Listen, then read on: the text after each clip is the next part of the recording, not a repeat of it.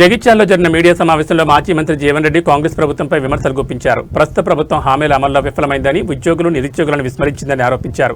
కల్వకుంట్ల చంద్రశేఖరరావు పాలనలో రైతు బంధు, రైతు బీమా, కళ్యాణ లక్ష్మి వంటి సంక్షేమ పథకాలు సమర్థవంతంగా అమలయ్యాయని, ఆ పాలనే మెరుగైందని అన్నారు. ముఖ్యమంత్రి రేవంత్ రెడ్డి పాలనపై ప్రజల్లో అసంతృప్తి పెరుగుతోందని వ్యాఖ్యానించారు. తెలంగాణ రాష్ట్ర సాధనలో కేసీఆర్ పాత్రను ఎవరూ విస్మరించలేరని పేర్కొన్నారు. అలాగే తాను బీఆర్ఎస్లో చేరే నిర్ణయం తీసుకున్నారని, దీనిపై తుది నిర్ణయం కేటీఆర్ తీసుకుంటారని తెలిపారు. ప్రజానీకం ఏదైతే ఇప్పుడు మెరుగైనటువంటి ఒక పాలన కావాలని కోరుకుంటారే. ఎన్నికలు వస్తున్నాయని చెప్పంటే గత ప్రభుత్వం కంటే మెరుగైన పాలన కావాలని కోరుకుంటారు. ఇలా కేసీఆర్ గారు దశాబ్ద కాలం ఏదైతుందో వారు 10 సంవత్సరాల కాలంలో కొంత వారు చేసే ప్రయత్నాలు చేసిండ్రు. నూతనంగా ఏర్పడ్డ రాష్ట్రం కాబట్టి వారికి ఉన్నటువంటి ఆర్థిక వనరులను పరిగణలోకి తీసుకొని అది ప్రాజెక్టులే కానీ లేక ఇతరత్రా కానీ సంక్షేమ కార్యక్రమాలే కానీ చేసారు. కానీ ప్రజల ఆకాంక్ష ఎప్పటికీ ఏదైతుందో ఇంకా మంచిగా అయితే మంచిగుంటుండే, ఇంకా ఇంకా ఇంకా అనేది ఉంటుంది అన్నట్టు. కాంగ్రెస్ వస్తే ఇంకా మెరుగైన విధంగా చేస్తుంది కావచ్చు అనే భావనతో ఏదైతుందో ప్రజలు మార్పు కోరి మెరుగైన పాలన వస్తుందని చెప్పాను. కానీ ఏమైపోయింది, ఈ 2 సంవత్సరాల పాలన చూసిన తర్వాత ఈ రేవంత్ రెడ్డి కూడా పెద్ద మనిషి కేసీఆర్ గారు మంచిగుండిరా, కనీసం చెప్పినా చెప్పకుండా ఏదైతుందో రైతులకు పెట్టుబడి సమకూర్చిండు. అసలు వాస్తవంగా ఏదైతుందో రైతు బంధు అనేది రైతుకు ఎన్నికల్లో చేసిన వాగ్దానం కాదా అన్నాడు కేసీఆర్.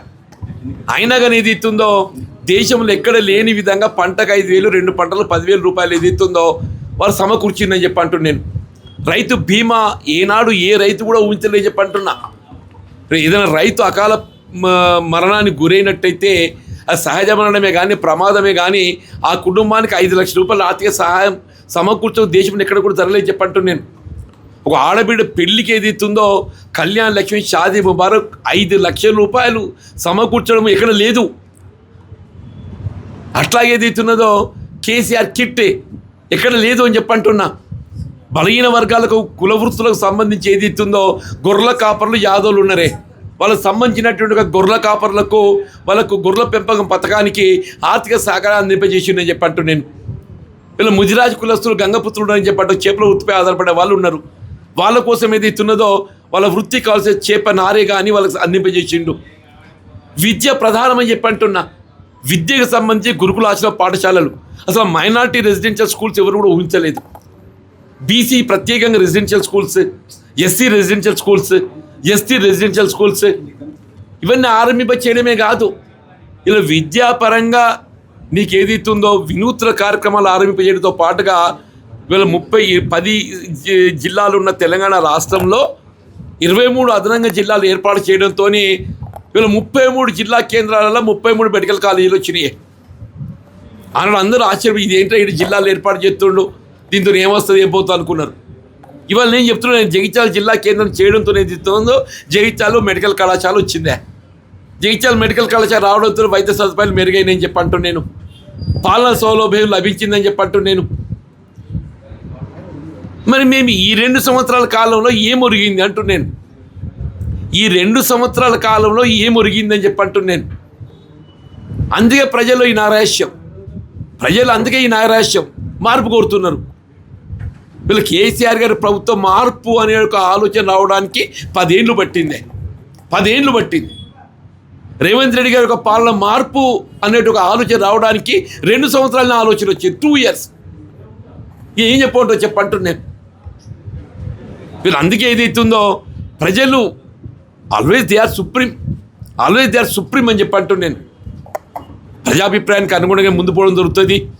ఒకవైపు ఏదైతే పార్టీ పరంగా దశాబ్దాల తరబడి పార్టీ నిర్మాణం కోసం కృషి చేసిన కార్యకర్తలను విస్మరించడం, ఇంకో పరంగా ఏదైతుందో ప్రజలకు మనం చేసినట్టుగా వాగ్దానాలే కానీ ఎన్నికల ప్రణాళిక అమలుకు కార్యరూపం దాల్చకపోవటం, ఇవన్నీ పరిస్థితుల్లో ఏదైతుందో నేను పార్టీ వీడడమే కానీ ప్రత్యామ్నాయంగా రాజకీయ పార్టీ ఎంచుకోవడమే కానీ ఇలా భవిష్యత్తు తెలంగాణ రాష్ట్ర నిర్మాణానికి ఏదైతుందో కేసీఆర్ గారి నాయకత్వమే ఏకైక మార్గం అనే ఒక భావనతో ఏదైతుందో ఇలా బీఆర్ఎస్ పార్టీలో చేరాలని నిర్ణయం రావటం, దానికి అనుగుణంగా ఇవాళ కేటీఆర్ గారు జగిత్యాల రావటము, మరి దానికి కార్యరూపం ఏ విధంగా పార్టీలో చేరటం ఇవన్నీ మరి వారు నిర్ణయం చేయడం జరుగుతుంది.